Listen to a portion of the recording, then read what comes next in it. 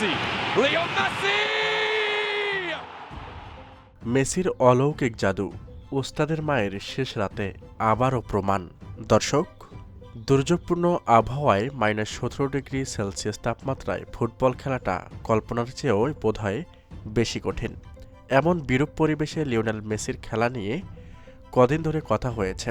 এমনকি 5 থেকে 7 ইঞ্চি উচ্চতায় তুষারপাতে আশঙ্কায় ম্যাচ পিছিয়ে দেওয়া হয়েছিল 24 ঘন্টা। তবুও খুব একটা লাভ হয়নি।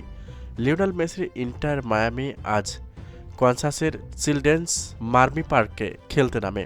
তখন মাঠের অবস্থান ছিল 15 ডিগ্রি সেলসিয়াস তাপমাত্রায়, যা এক পর্যায়ে 17তেও নেমে আসে।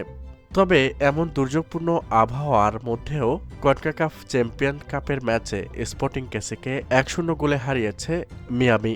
মেসির গোলে ম্যাচ জেতার পর এমন আবহাওয়া ফুটবল খেলাকে অমানবিক বলে মন্তব্য করেছেন মিয়ামির কোচ হাবিয়ের মার্সেরানো। তারপরেও হাবিয়ার মার্সেরেনো লিওনেল মেসিকে নিয়ে বলেন, কিং কখনো প্রজা হয় না, আর কিংদের মায়ের শেষ রাতে। কেননা এখানে আমরা হারলেও পারতাম, কিন্তু লিওনেল মেসি শেষ মুহূর্তে দুর্দান্ত গোল করিয়ে মাঠ ছেড়েছেন। কেননা মেসির পায়ে জাদু আছে। এই ঠান্ডা কনকনে শীতের মধ্যেও মেসি আবারও প্রমাণ করেছে মেসি এখনও ফুরোয়নি।